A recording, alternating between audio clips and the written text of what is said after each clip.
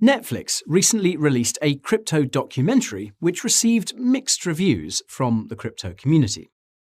This got me curious about what the documentary was all about, and to my surprise, it was about something that a member of the Coin Bureau team has personal experience of: Quadriga CX. Today, I'm going to take a look at Quadriga CX, explain what happened to the infamous exchange according to the Netflix documentary, and tell you what I think really happened.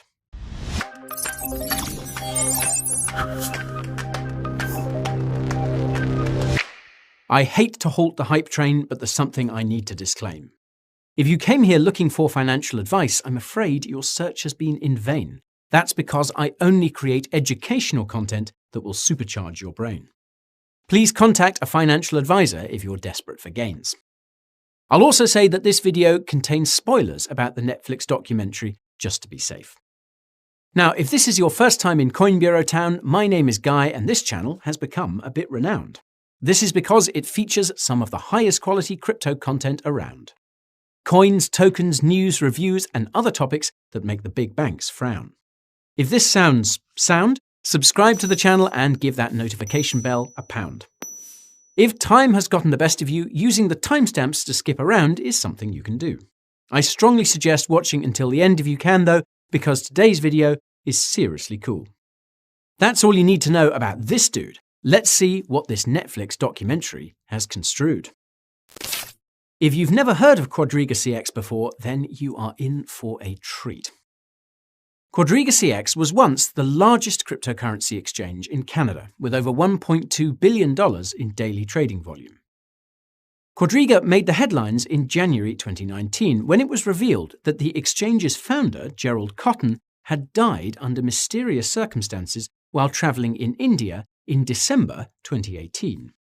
This was a big deal because Gerald was the only person with access to Quadriga's crypto wallets, meaning over $200 million worth of crypto became inaccessible after his death. Naturally, this has led to speculation that Gerald faked his death and ran off with the crypto, especially since his dead body was apparently never seen by anyone but his wife, and even his funeral was a closed casket affair. He'd also created a will shortly before his trip to India. More on that later.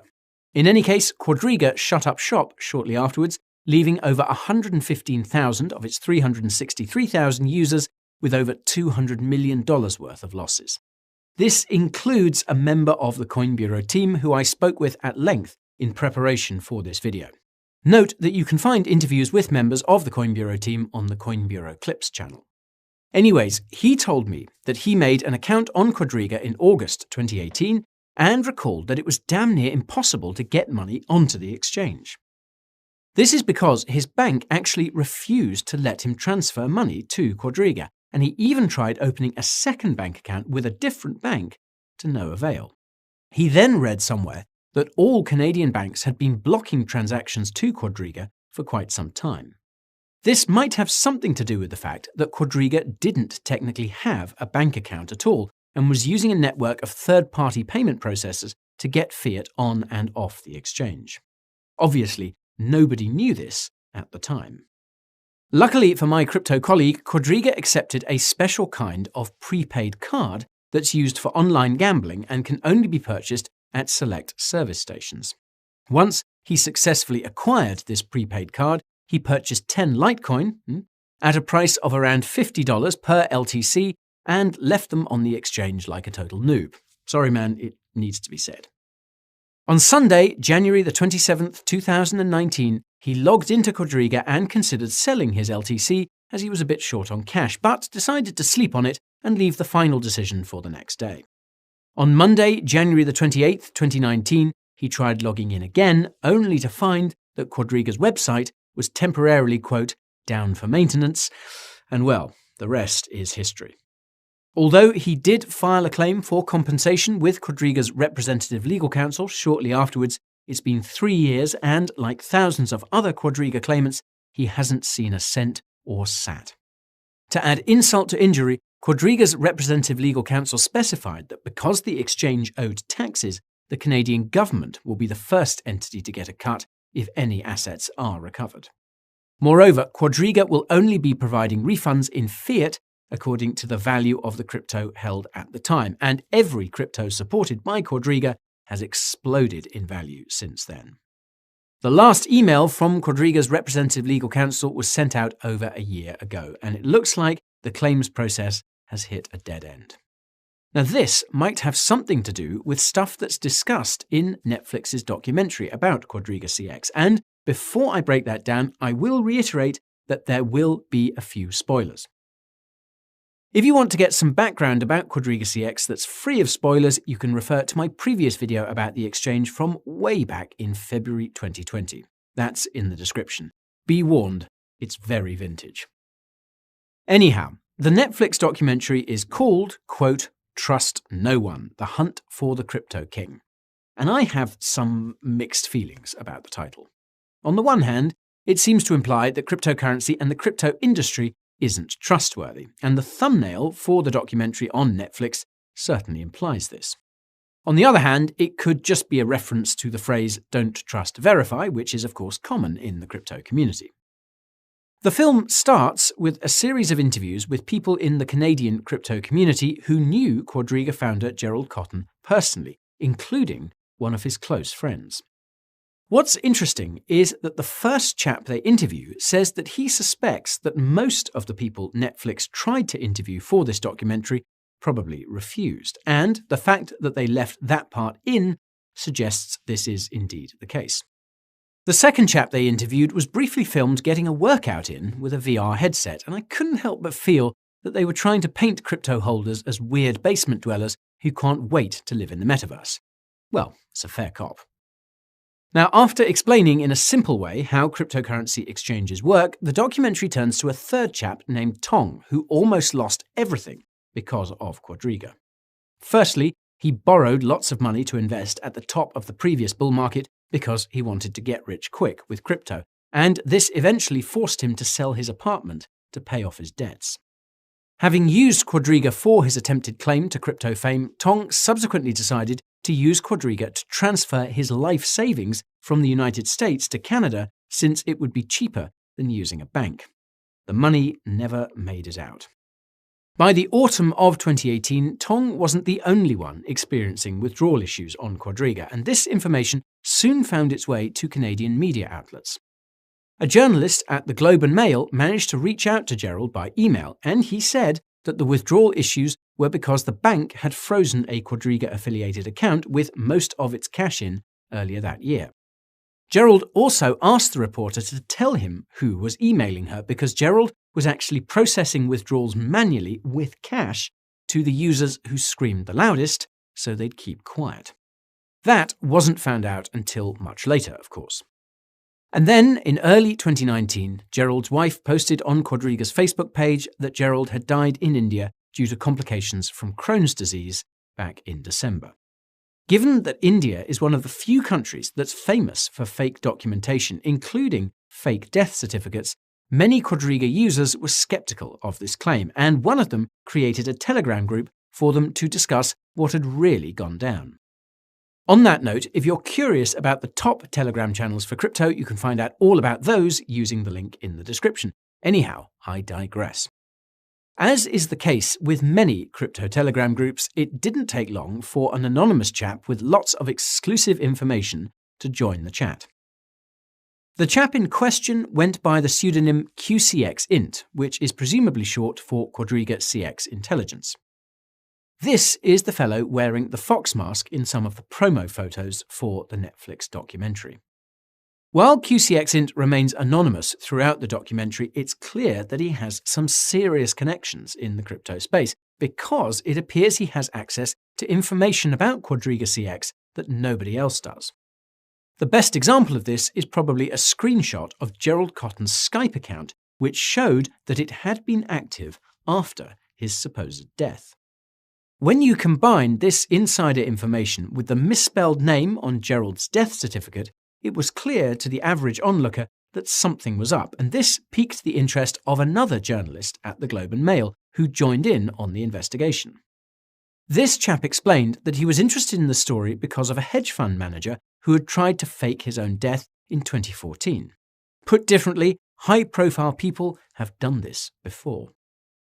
Funnily enough, all the people investigating Gerald concluded that there was no way he was competent enough to pull off all of this alone. That is when the documentary turns to the topic of Gerald's wife, Jennifer, and her side of the story is told through her sister. Now, I suspect this is because Jennifer didn't want to be on screen, but I believe it's also possible that she was staying at a safe house while the documentary was being filmed. For those who don't know, a safe house is a secret location that's closely monitored by police, and Jennifer was moved to a safe house after Quadriga went down because of all the threats she was receiving from users.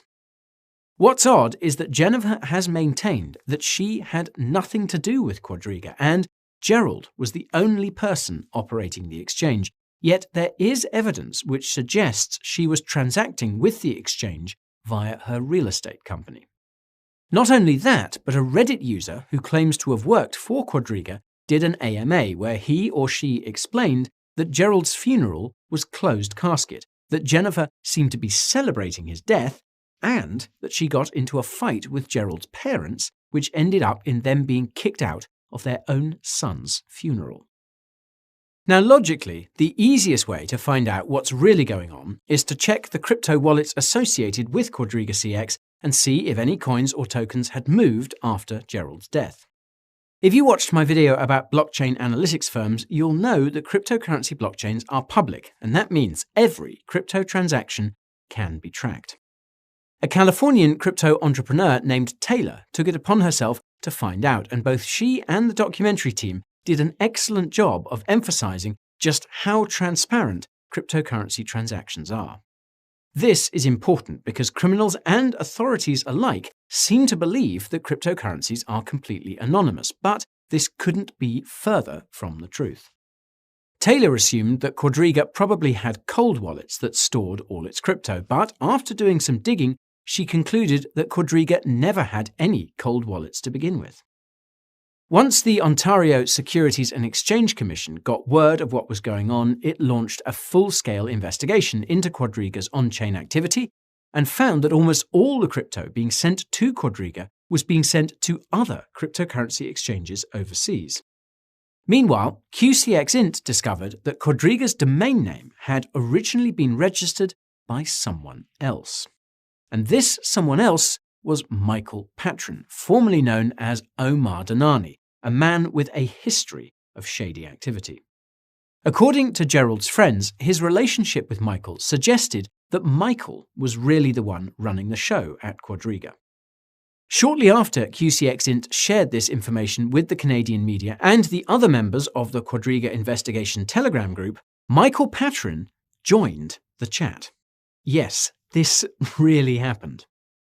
Now, Michael went on to answer all the questions from group members who were thoroughly shaken by his sudden appearance, and the most important response was that he had actually left Quadriga in 2016.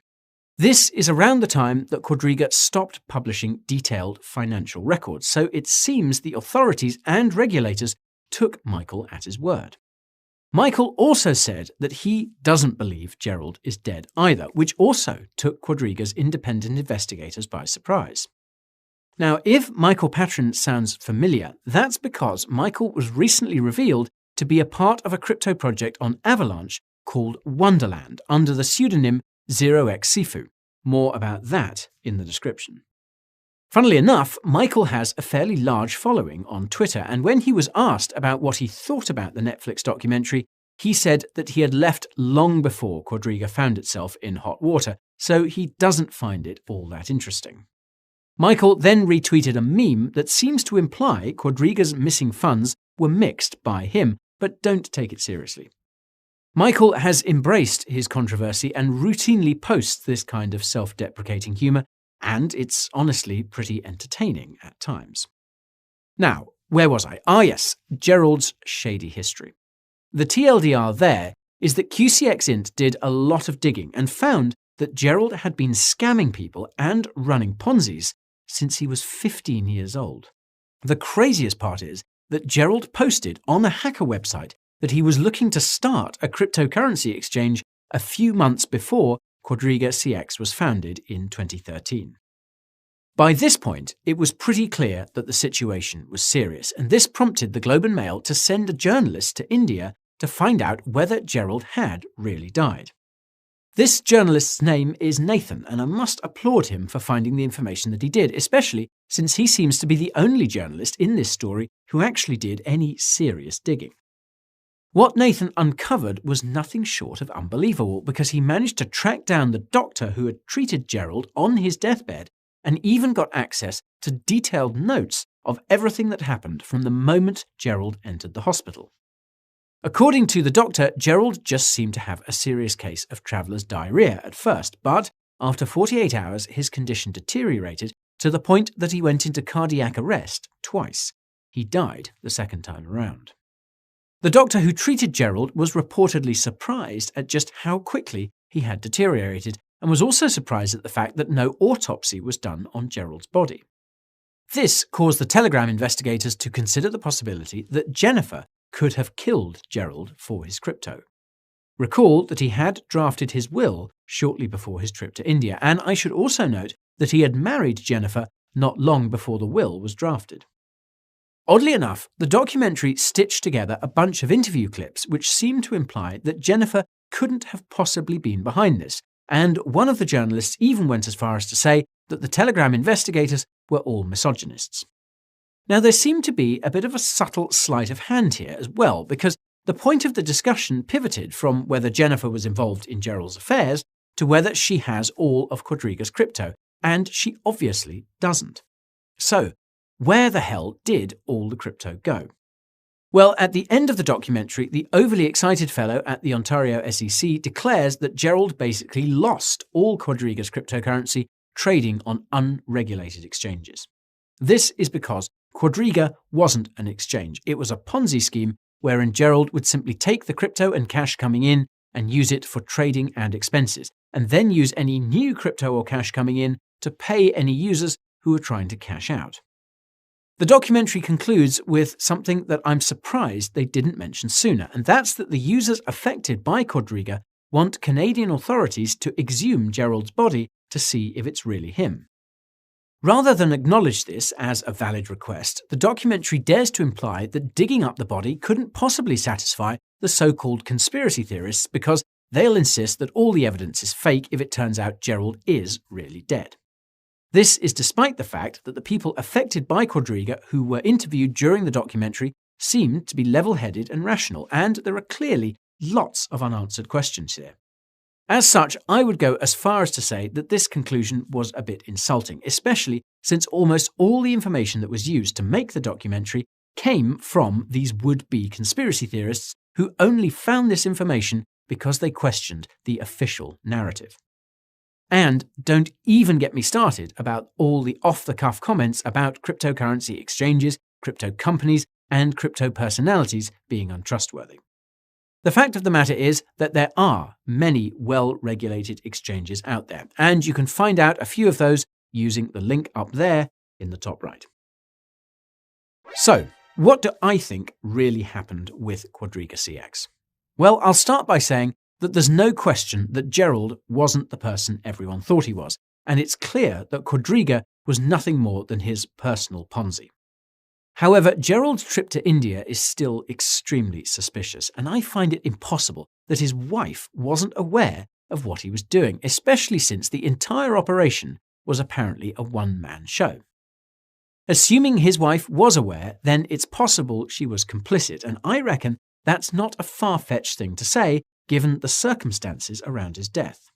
Now, as convincing as the accounts of the Indian doctor are, this is something that could have been easily doctored, pardon the pun. In all seriousness, it's quite possible that Gerald paid the Indian doctor to write detailed notes of what supposedly went down in the event that any journalists came sniffing around after his supposed death. As I mentioned earlier, nobody has seen Gerald's dead body besides his wife, and I happen to believe that exhuming his body would put this story to rest once again, pardon the pun. The real question is what happened to all the crypto on Quadriga, and this is where I must put on my tinfoil hat.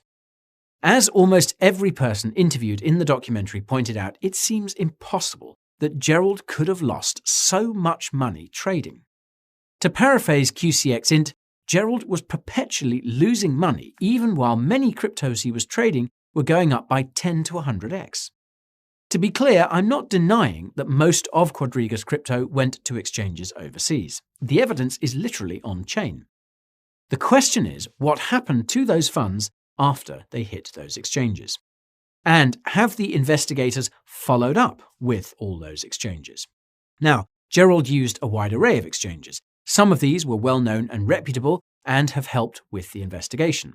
However, there were many other offshore exchanges which were perhaps just as corrupt as Quadriga. They are black boxes through which further transparency is hard to gather. And unless people are given access to those internal servers, transparency will never come. From the outside looking in, it would indeed appear as if Gerald lost all Quadriga's crypto with reckless trades, and there would have been no questions asked. The perfect crime for a seasoned criminal. Perhaps one day the truth will out. And that's all for today's video about Netflix's crypto documentary. Now I want to hear from you. Do you think Gerald Cotten is dead? Is all Quadriga's crypto really gone? Drop a comment down below and remember to smash that like button before you go. Remember to subscribe to the channel and ping that notification bell too, because there's a lot more crypto content coming for you. If you're looking for more from the Coin Bureau, here's what you can do. Check out Coin Bureau Clips, my second channel here on the Tube. You can also tune in to the Coin Bureau podcast while doing menial tasks. Following me on Twitter, Instagram, and TikTok is a must, as is joining my Telegram channel, because they're all packed with valuable crypto info you can trust. My weekly newsletter is another resource you should consider because it's packed with all the tools, tips, and tricks you need to make your portfolio better. And last but not least, check out the Coin Bureau merch store to get crypto-themed apparel just in time for the change of weather. You can find your way to all these resources and more using the links down below. Thank you all so much for watching. I'll be back before you know it. This is Guy bidding you goodbye.